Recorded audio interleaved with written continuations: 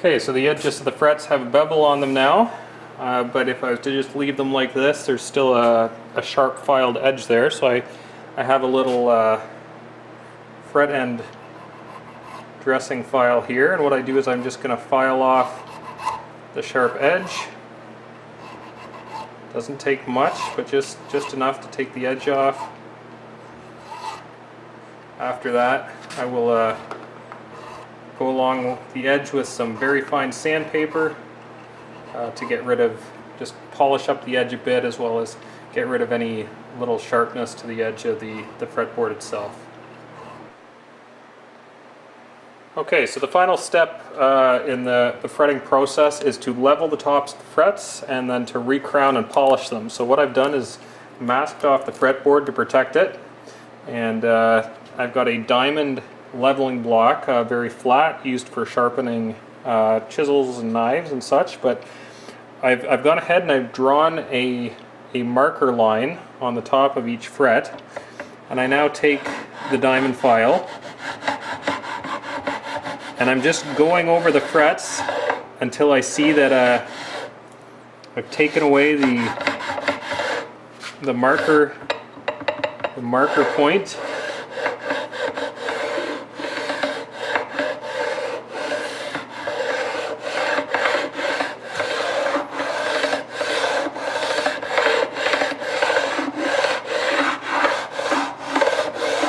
And provided the frets have gone in cleanly, it really doesn't take much to get them level.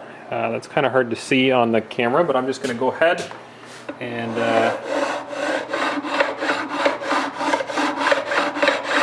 finish leveling them out. I'm almost done.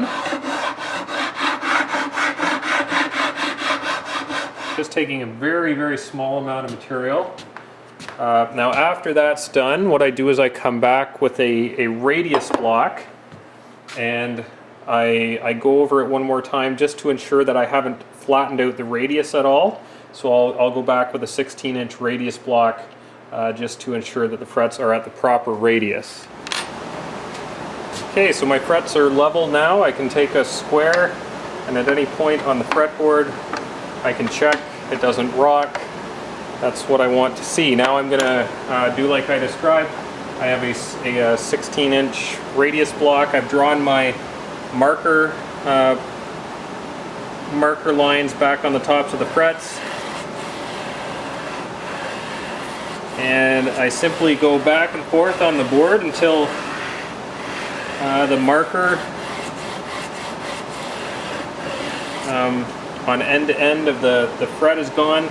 Some frets I've cleaned it up most, but there's still a little bit of marker on the edge. That means that when I was leveling it, I maybe just flattened it out a little bit more in the center than out at the edge, and that's what this block cleans up.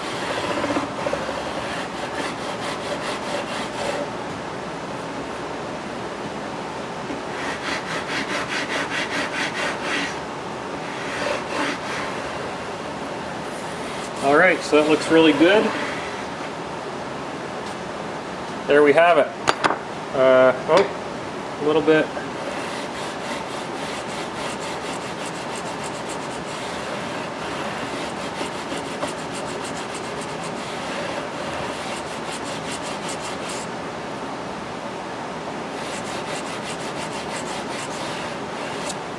There we go. Last little bit cleaned up. So I'm going to go ahead and draw my marker lines across the top, and now it's time to go back and put the crown back on the frets. Okay, so once again I've drawn the marker lines on the frets, and now I want to, well, because the frets have been flattened, there's a little bit of a flat spot on the top, so I have a diamond crowning file, and because the fret wire is a little harder than standard wire, the regular files just don't work quite as nicely as these diamond ones do. So now it's just a matter of going over the fret, and I put a little pressure on the left side and the right side, and what I'm doing is just filing away at the fret until I see a very, very thin bit of marker on the middle of the fret, and that means that I've rounded it back to a point.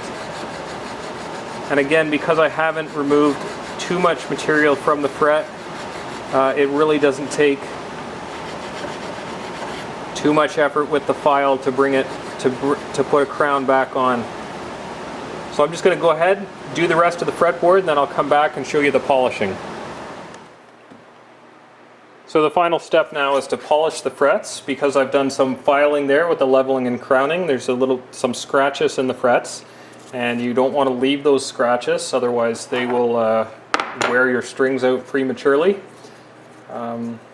If you happen to be in a music store, take a good look at the fretwork on some lower end guitars, and you'll see scratches often left there during the manufacturing process.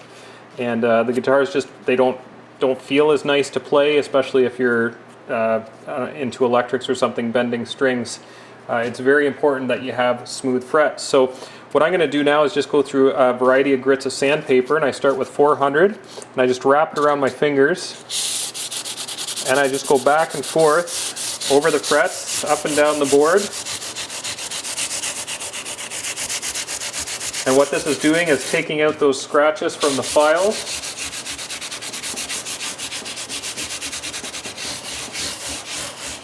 And it's also just rounding the frets out just a little bit more, blending that very fine line I had in the tops of the frets now in with the crown that I put on the edges. And so I just continue to progress through sandpapers, moving to 600. And the key now is just to keep going up finer and finer until the frets again get a mirror polish, just as they had when they were manufactured.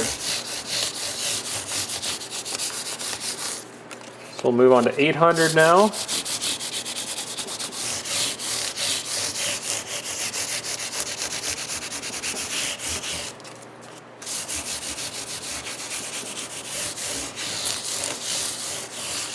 And I'm going to finish off with some 1200 at this stage.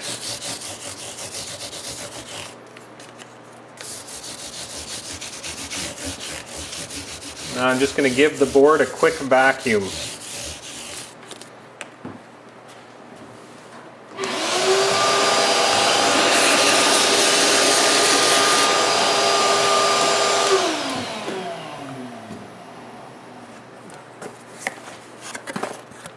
So in order to bring the frets back up to a mirror shine now, I'm going to use what's called micro mesh, and it's a very fine, flexible, abrasive paper, cloth back paper, and I'm just going to work my way through a bunch more grits until I get up to a final mirror gloss.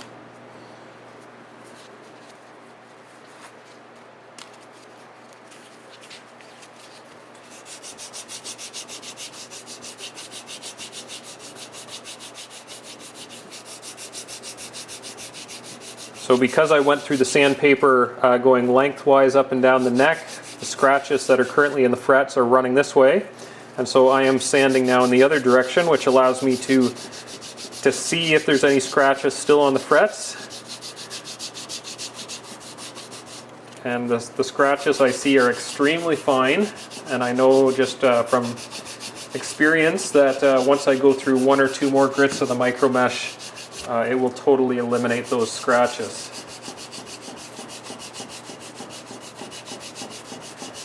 I'm just going to continue doing this, and I'll speed up the video just for time's sake.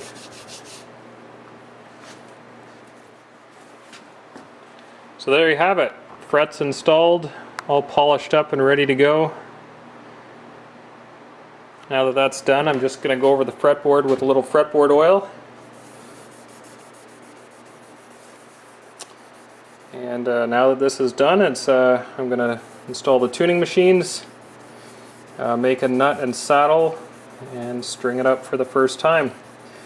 So thanks for watching. If you want to visit my YouTube channel, you can go back and see the rest of the videos in the Building a House Guitars video series.